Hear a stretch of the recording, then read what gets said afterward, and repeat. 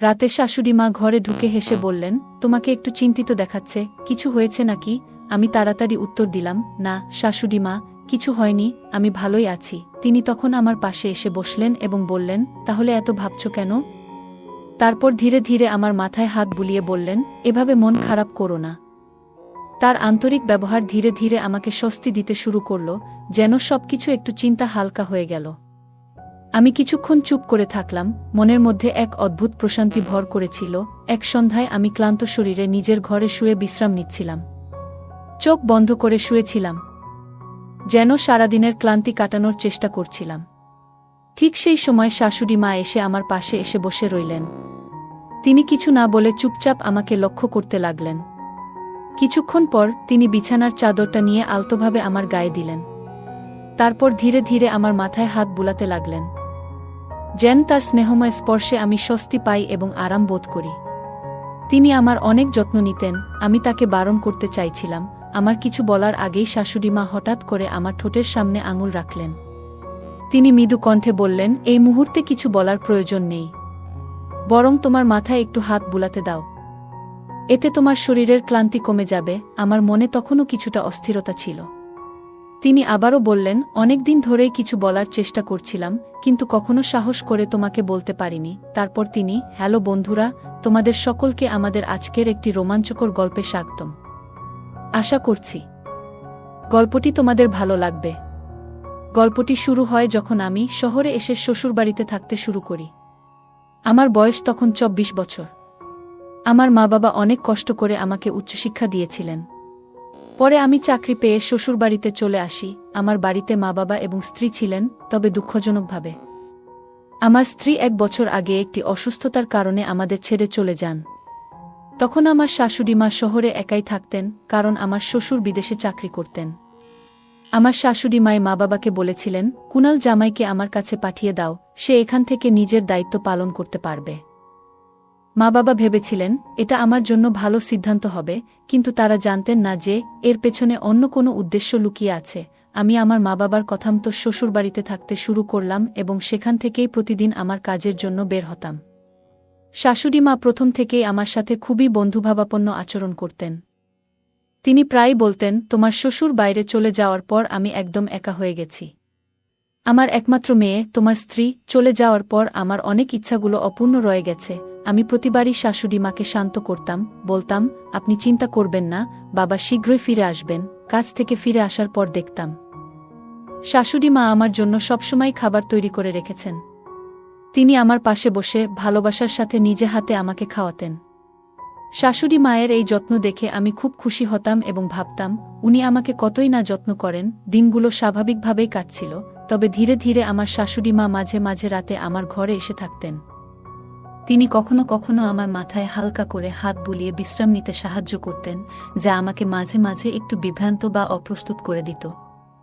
শাশুড়ি মায়ের বয়স তখন মাত্র 38 বছর ছিল, কিন্তু তার স্নেহময় আচরণ সবসময় স্বাভাবিক ছিল। আমি রাতে প্রায়ই একটু দূরে থাকতে চেষ্টা করতাম, যাতে নিজেকে অস্বস্তি থেকে বাঁচাতে পারি। তাকে আমি অনেক সম্মান করতাম, কারণ তিনি আমার বউয়ের মা, মানে আমারও মা। আমি একজন সাধারণ মানুষ, আমারও আবেগ ছিল। যখন শাশুড়িমা আমার প্রতি যত্নশীল হতেন, মাঝে মাঝে ভেতরে একটা ভিন্ন অনুভূতি হতো। তবে আমি সবসময় নিজেকে সংযত রাখতাম, কারণ সম্পর্কের মধ্যে থাকা সীমাবদ্ধতাগুলো আমি সবসময় শ্রদ্ধার সঙ্গে মেনে চলতাম এবং তা কখনোই লঙ্ঘন করতে চাইনি। শাশুড়ি মায়ের বাড়ি ছিল বেশ বড়, কিন্তু তার জীবনের একটি শূন্যতা আমাকেও কষ্ট দিত। তিনি সবকিছু থাকা সত্ত্বেও তার স্বামী প্রায় দূরে থাকতেন। শাশুড়ি মায়ের এই একাকিত্ব আমাকে ভাবাত। যদিও আমাদের বাড়ির অবস্থা এত ভালো ছিল না, তবুও তার প্রতি আমার মমতাও কম ছিল না। শাশুড়ি মায়ের বিয়ের 1 বছর পর তাদের এক কন্যা সন্তান হয়েছিল। যখন সেই মেয়ে 18 বছর বয়সে পৌঁছেছিল, তখন তার সাথে বিয়ে হয়, কিন্তু বিয়ের 1 বছরের মধ্যেই সে অসুস্থতার কারণে আমাদের ছেড়ে চলে যান। এর ফলে শাশুড়ি মায়ের আর কোনো সন্তান ছিল না।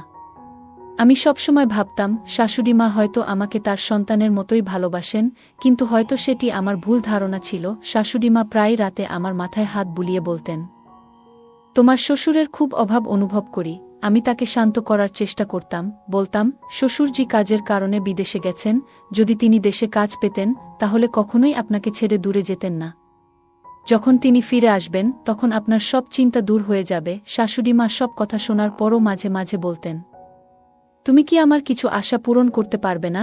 আমি সবসময় বিনয়ের সাথে উত্তর দিতাম, শাশুড়িমা, আমি তো সবসময় আপনার পাশে আছি, যে কোনো সময় কিছু দরকার হলে বলবেন।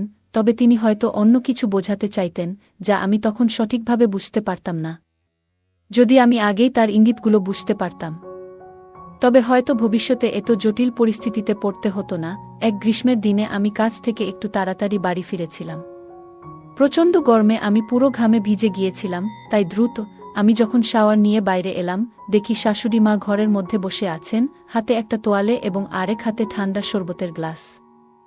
তাকে দেখে আমি জিজ্ঞাসা করলাম, আপনার কি কিছু দরকার ছিল?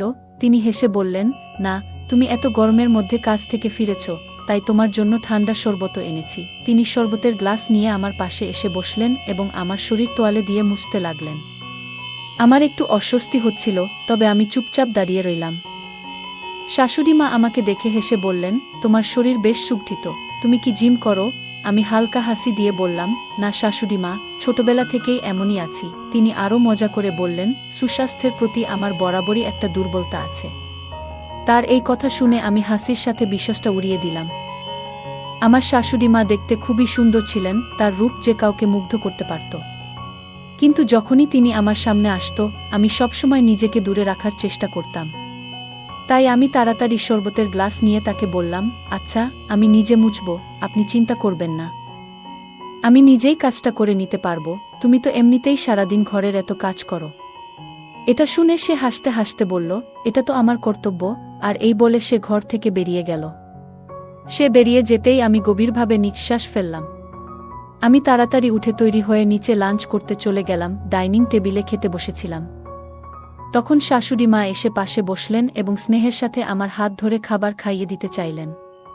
আমি বিনয়ের সাথে বললাম, আমি নিজেই খেতে পারবো, কিন্তু তিনি শোনেননি, বরং নিজের যত্নের মাধ্যমে আমার পাশে ছিলেন। যখন তিনি আমার হাত ধরেছিলেন তখন কিছুটা অস্বস্তি অনুভব করছিলাম, তবে নিজেকে শান্ত রাখলাম। তার এই যত্নশীল আচরণে আমার মনে এক ধরনের স্নেহ তৈরি হলো, কিন্তু নিজেকে বোঝালাম, এভাবে না ভাবাই ভালো। এরপর শাশুড়ি মাকে বললাম, আমার পেট ভরে গেছে, এবং দ্রুত উঠে নিজের ঘরে চলে গেলাম।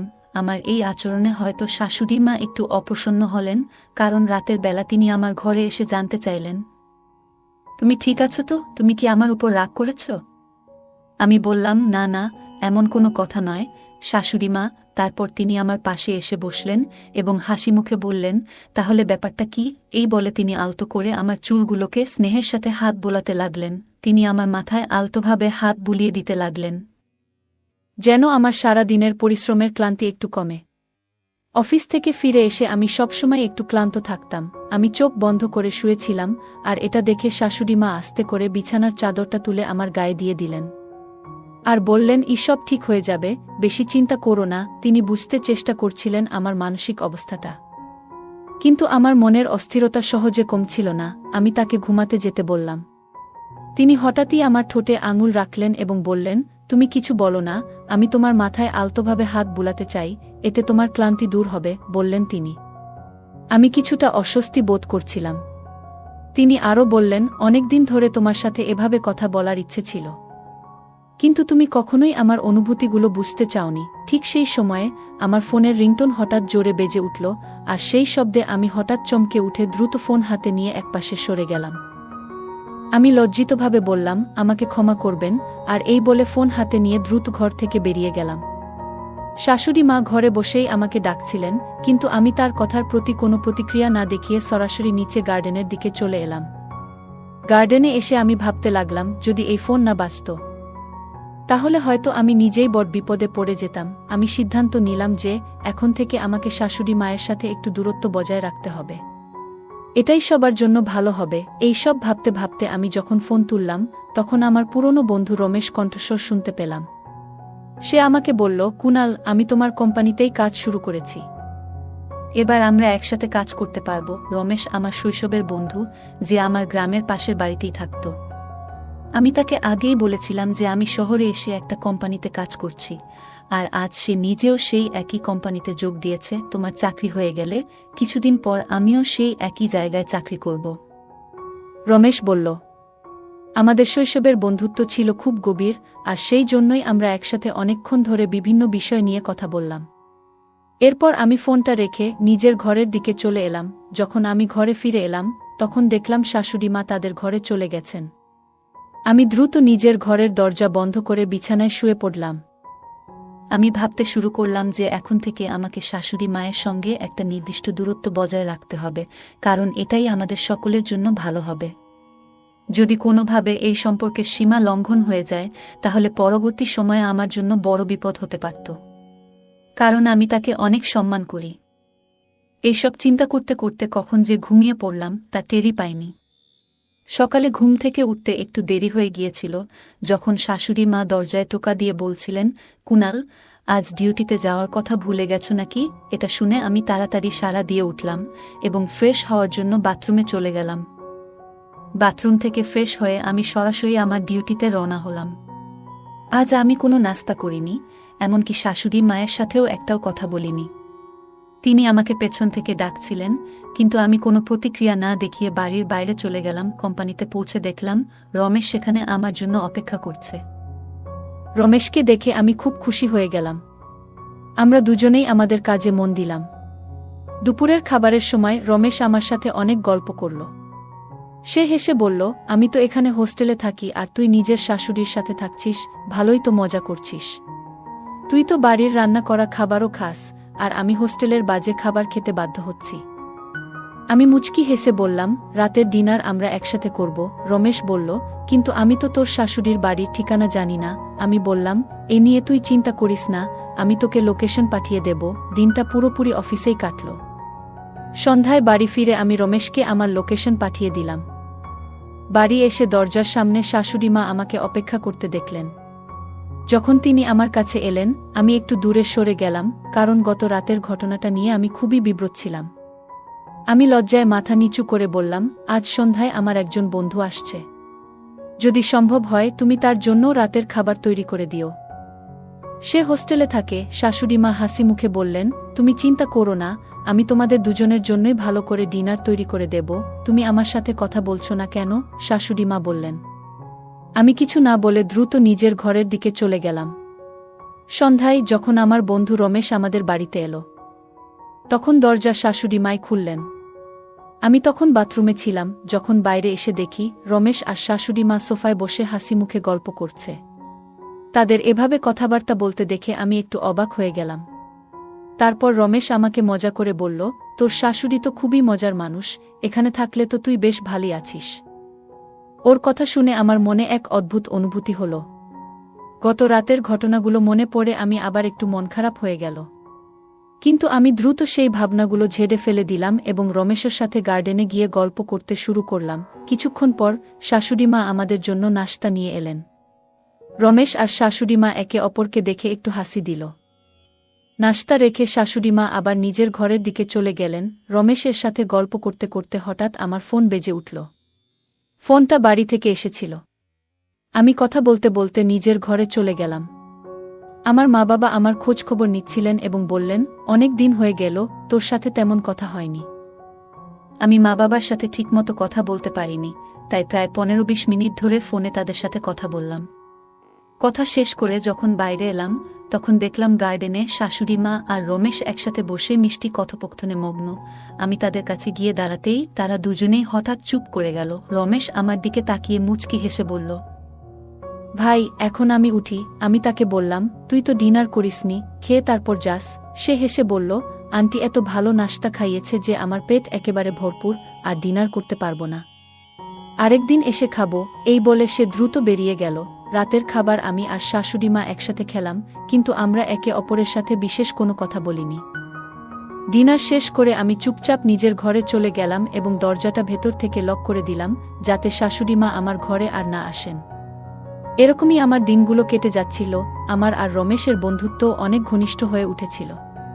আমরা প্রায়ই দুপুরের খাবার এবং রাতের খাবার একসাথে খেতাম, আর কখনো কখনো রমেশ আমার বাড়িতে থেকে যেত। এক রাতে রমেশ আমার ঘরে আমার সাথে শুয়েছিল। হঠাৎ গভীর রাতে আমার প্রচণ্ড পিপাসা পেল, তাই আমি উঠে বসে দেখি রমেশ পাশে নেই। আমি ভাবতে শুরু করলাম, সে রাতের বেলায় কোথায় গেল। আমি যখন পানি নিতে কিচেনের দিকে গেলাম, দেখি রমেশ শাশুড়ি মায়ের ঘরের বাইরে দাঁড়িয়ে তার সাথে গল্প করছে। আমি কাছে যেতেই বশির আমাকে বলল, আমার খুব পিপাসা পেয়েছিল, তাই আমি পানি নিতে উঠেছিলাম। পথে তোমার শাশুড়ি মা আমাকে দেখলেন এবং কথা বলতে শুরু করলেন। আমি মুচকি হেসে বললাম, ঠিক আছে, আমি কিচেন থেকে পানি নিয়ে আসছি। পানি নিয়ে যখন ফিরে এলাম, তখন তাদের কথাও শেষ হয়ে গিয়েছিল। রমেশ আবার আমার সাথে ঘরে ফিরে এলো। আমি যখন বিছানায় শুয়েছিলাম, তখন আমার মনের মধ্যে একটু অস্বস্তি হতে লাগল। আমি যখনই শাশুড়ি মা এবং রমেশকে একসাথে কথা বলতে দেখতাম এবং তাদের কাছে যাওয়ার চেষ্টা করতাম, তখন তারা হঠাৎ চুপ হয়ে যেত। তবে আমি ভাবলাম হয়তো আমি কিছু বেশি ভাবছি। তাই সেই চিন্তাটা মাথা থেকে সরিয়ে দিয়ে চুপচাপ ঘুমিয়ে পড়লাম। পরের দিন যখন আমি ডিউটিতে গেলাম, দেখি রমেশ আসেনি। আমি ওকে ফোন করলাম, আর ও বলল যে সে গ্রামের কাজে গেছে। রমেশ ছাড়া আমারও কাজের মধ্যে মন বসছিল না। সন্ধ্যায় যখন আমি বাড়ি ফিরলাম, দেখি শাশুড়ি মা অনেক মজাদার খাবার তৈরি করেছেন। আমি মজার ছলে জিজ্ঞাসা করলাম, আজ আপনি এত খাবার কেন তৈরি করলেন? তিনি হাসিমুখে বললেন, আজ মন চেয়েছিল, তাই বানিয়ে ফেললাম। কিন্তু খাবারের পরিমাণ দেখে মনে হচ্ছিল যেন 3 জনের জন্য খাবার বানানো হয়েছে। যদিও বাড়িতে আমরা শুধু 2 জন ছিলাম, আমি আর শাশুড়ি মা। তবে আমি আর কোনো প্রশ্ন করিনি এবং চুপচাপ নিজের ঘরের দিকে চলে গেলাম। রাতে আমি শুয়ে পড়লাম, কিন্তু হঠাৎ গভীর রাতে শাশুড়ি মায়ের ঘর থেকে কোনো শব্দ আসতে শুরু করল। রাতে আমি শাশুড়ি মায়ের ঘর থেকে কিছু শব্দ শুনতে পেলাম। আমি ভাবলাম হয়তো উনি ফোনে শ্বশুর মশাইয়ের সঙ্গে কথা বলছেন, কারণ উনি অনেক দিন ধরে বাইরে আছেন। শাশুড়ি মায়েরও কিছু ব্যক্তিগত কথা থাকতে পারে, এটাই ভেবে আমি বিষয়টি নিয়ে বেশি চিন্তা না করে আবার ঘুমিয়ে পড়লাম। এইভাবেই আমার দিনগুলো কাটছিল, কিন্তু রমেশকে 1 সপ্তাহেরও বেশি সময় হয়ে গেল। সে এখনও ফিরে আসেনি। রাতের বেলা শাশুড়ি মায়ের ঘর থেকে আসা শব্দগুলো আমাকে বেশ অস্থির করত, কিন্তু আমি ভাবতাম উনি হয়তো নিয়মিত ফোনে কথা বলছেন, তাই আমি বিষয়টি উপেক্ষা করতাম। প্রতিদিন সকালে আমি রমেশকে ফোন করার চেষ্টা করতাম, কিন্তু সে ফোন কেটে দিত। আমি মনে করতাম হয়তো সে কোনো কাজে ব্যস্ত। ধীরে ধীরে রমেশের কোনো খবরই পাচ্ছিলাম না। সে অফিস আসা বন্ধ করে দিয়েছিল, আর আমার ফোনও ধরছিল না। তবে প্রতিদিন রাতে যখন আমি বাড়ি ফিরতাম, শাশুড়ি মা 3 জনের জন্য খাবার তৈরি করে রাখতেন। আমি যখন তাকে জিজ্ঞাসা করতাম, উনি কিছু না কিছু অজুহাত দিতেন। এসব ঘটনা আমাকে অনেকটা চিন্তিত করে তুলেছিল। রাত গভীর, আমি বিছানায় শুয়েছিলাম, কিন্তু হঠাৎ আমার শাশুড়ির কণ্ঠস্বর শুনতে পেলাম। তিনি কারো সাথে হাসি মুখে কথা বলছেন। কৌতূহল ভর করল এবং মনে হলো একবার গিয়ে দেখে আসি তিনি কার সাথে এত হাসি মুখে কথা বলছেন। কিন্তু আবার নিজেকে সংযত করলাম, ভাবলাম হয়তো শ্বশুরমশাইয়ের সাথেই কথা বলছেন। এসব পারিবারিক ব্যাপারে নিজেকে না জড়ানোই ভালো। তবুও আমার মন কিছুতেই স্থির হচ্ছিল না। শেষ পর্যন্ত অর্ধ ঘণ্টা অপেক্ষা করার পর আমি আস্তে আস্তে দরজা খুলে বাইরে বের হলাম এবং পা টিপে টিপে শাশুড়ির ঘরের দিকে এগোলাম। ঘরটি ভিতর থেকে বন্ধ ছিল। আমি জানালার পাশ দিয়ে উকি দিয়ে দেখলাম শাশুড়ি মশাই কারো সাথে কথা বলছেন। আমি শুনতে পেলাম তিনি বলছেন, তুমি তো ভালোই কুণালকে বোকা বানালে। নিজের নাম শুনে আমি বিস্মিত হলাম এবং ভাবতে লাগলাম, এই মানুষটি কে হতে পারে। আমি একটু এগিয়ে উকি দিয়ে তাকালাম, আর দেখলাম আমার পুরনো বন্ধু রমেশ সেখানে দাঁড়িয়ে আছে। তাকে দেখে আমি একেবারে অবাক হয়ে গেলাম। রমেশ হাসিমুখে শাশুড়ি মায়ের সাথে কথা বলছিল আর বলছিল, আপনার সৌন্দর্য সবসময় আমাকে মুগ্ধ করেছে। এই দেখে আমি হতভম্ব হয়ে গেলাম এবং বুঝতে পারলাম পরিস্থিতি কিছুতেই স্বাভাবিক নয়। রমেশ আমার অনেক ভালো বন্ধু ছিল, কিন্তু শাশুড়ি মায়ের প্রতি তার এই আচরণ আমাকে অবাক করেছিল। রমেশ বলছিল, কুণালকে আমি মিথ্যে বলছি যে আমি গ্রামের কাজে গিয়েছি। তাদের দুজনের কথা শুনে আমি পুরো ঘটনা স্পষ্টভাবে বুঝতে পারলাম। সবকিছু পরিষ্কার হয়ে গেল। আমি দ্রুত রাগে ফেটে পড়ে দরজার দিকে গেলাম। দরজার কড়া খোলা ছিল, তাই আমি এক ধাক্কায় সেটি খুলে ফেললাম। রমেশ আমাকে দেখে হতবাক হয়ে গেল। সে বলল, কুণাল, তুমি এখানে? আমি বললাম, এটা আমার প্রশ্ন করার কথা। তুমিই বলো, তুমি এখানে কি করছো, তাও এমন রাতে? আমার শাশুড়ির সাথে? রমেশ কিছু বলার চেষ্টা করছিল, কিন্তু আমি আর অপেক্ষা না করে তাকে চড় মারলাম। আমি বললাম, তুমি আমাকে কত মিথ্যে বলবে? তুমি তো আমার ঘনিষ্ঠ বন্ধু ছিলে। আমার সাথে এভাবে প্রতারণা করলে কেন? রমেশ মাথা নিচু করে দাঁড়িয়ে রইল। শাশুড়ি মাও চুপ করেছিল। রমেশ বলল, প্রথমবার যখন আমি তোমার বাড়িতে এসেছিলাম তখন তোমার শাশুড়ি আমার পাশে এসে বসে আমার সাথে কথা বলা শুরু করলেন। ধীরে ধীরে তার সাথে আমার যোগাযোগ বাড়তে লাগলো এবং একদিন তার নম্বরও আমার সাথে শেয়ার করলেন। এরপর থেকে আমাদের কথাবার্তা বাড়তে লাগলো। এক রাতে তিনি আমাকে বাড়িতে ডাকলেন এবং বললেন, কুণালকে মিথ্যে বলো, তুমি গ্রামের কাজে গিয়েছ। তারপর থেকে প্রায় প্রতিদিনই তিনি আমাকে ডেকে আসতেন। এসব কথা শুনে আমার মাথা গরম হয়ে গেল। আমি অবাক হলাম যে শাশুড়ি কেন 3 জনের জন্য খাবার তৈরি করতেন। রমেশ তখন বলল, বিশ্বাস করো কুণাল, এখানে আমার কোনো দোষ নেই। আমি শুধু বিভ্রান্ত হয়েছিলাম। আমি তাকে রাগের সাথে বললাম, তুমি আমাকে ধোঁকা দিয়েছ। আমি রমেশকে বললাম, আর ধোঁকার পরিণাম তুমি খুব ভালোই জানো। আজ থেকে তোমার সাথে আমার আর কোনো বন্ধুত্ব নেই। রমেশ আমার সামনে হাত জোট করে অনুরোধ করতে লাগল, কিন্তু আমি তার কোনো কথাই শুনলাম না। রাগে ফেটে পড়ে তাকে ঘর থেকে ধাক্কা দিয়ে বের করে দিলাম। এরপর আমি শাশুড়ি মাকে বললাম, আপনি এই কাজ করার আগে একবারও ভাবলেন না? আপনি বিবাহিত, আপনার নিজের স্বামী আছে। শাশুড়ি মা কান্নাজড়িত কণ্ঠে বললেন, তোমার শ্বশুর যখন থেকে দেশের বাইরে গেছে তখন থেকে একবারও ফিরে আসেনি। সে তো ফোনেও আমার সাথে তেমন কথা বলে না। আমারও কিছু আবেগ আছে যা পূরণের জন্য একজন স্বামীর প্রয়োজন। কিন্তু যদি স্বামী সঙ্গ না দেয় তাহলে একজন নারীর আর কি করার থাকে? আমি ধীরে ধীরে শান্ত হয়ে বললাম, আমি বুঝি শ্বশুরমশাই আপনাকে সময় দিতে পারেন না। তিনি দূরে থাকেন, কিন্তু তার সবটাই তো আপনাদের জন্য। তিনি বিদেশে গিয়ে কষ্ট করছেন যাতে আপনারা এখানে ভালো থাকতে পারেন। আপনি কি কখনো ভেবে দেখেছেন কত পরিবার এমন আছে যারা টাকার অভাবে দিন কাটায়, না খেয়ে ঘুমাতে যায়? আপনাকে কখনো এমন কষ্ট সহ্য করতে হয়নি। আমার কথা শুনে শাশুড়ি মা নিঃশব্দে কাঁদতে লাগলেন। শাশুড়ি মা খুব লজ্জিত হলেন এবং কান্নায় ভেঙে পড়লেন। তাকে কিছু না বলে আমি সরাসরি আমার ঘরে ফিরে এলাম। এরপর শ্বশুরমশাইকে একটি বড় মেসেজ লিখলাম। তবে শাশুড়ি মায়ের ঘটনাগুলো আমি শ্বশুরমশাইকে জানাতে পারিনি। কয়েকদিনের মধ্যেই শ্বশুরমশাই আমার মেসেজ পড়ে বাড়িতে ফিরে এলেন। তাকে দেখে শাশুড়িমা প্রথমে খুব খুশি হলেন, কিন্তু ভেতরে ভেতরে শঙ্কিত হয়ে পড়লেন। ভাবতে লাগলেন, হয়তো আমি শ্বশুরমশাইকে সব বলে দিয়েছি। আমি জানতাম যদি শ্বশুরমশাইকে সব সত্যি বলতাম তাহলে এই পরিবার হয়তো ভেঙে যেত, যা আমি কখনোই চাইনি। আমি মেসেজে শ্বশুরমশাইকে লিখেছিলাম যে শাশুড়িমা আপনাকে খুব মিস করছেন এবং তার স্বাস্থ্যের অবনতি ঘটছে।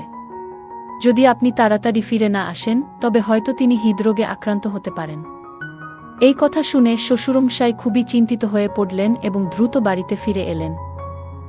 যখন শ্বশুরমশাই শাশুড়ি মায়ের সাথে এ বিষয়ে কথা বললেন, তিনি নিচের দিকে তাকিয়ে মৃদু হেসে মাথা নাড়লেন। শাশুড়ি মা বুঝে গেলেন যে আমি শ্বশুরমশাইকে মিথ্যে বলেছি।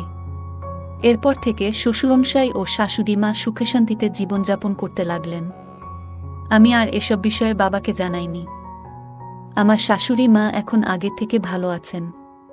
তার ভালো থাকা দেখে আমারও ভালো লাগত। সত্যি জীবন মানুষকে কত কিছুই না শিক্ষায়। আমি শ্বশুরবাড়ি ছেড়ে দিয়ে একটি ভাড়া করা রুমে থাকতে শুরু করলাম এবং রমেশ এর সাথে সব ধরনের যোগাযোগ বন্ধ করে দিলাম। বন্ধুরা, এবার আপনারাই বলুন, এই ঘটনার জন্য দায়ী কে? আমার শ্বশুর, আমার শাশুড়ি, নাকি আমার বন্ধু রমেশ? আপনার মতামত কমেন্টে জানাতে ভুলবেন না। যদি ভিডিওটি ভালো লেগে থাকে তবে লাইক, শেয়ার এবং সাবস্ক্রাইব করতে ভুলবেন না। ধন্যবাদ।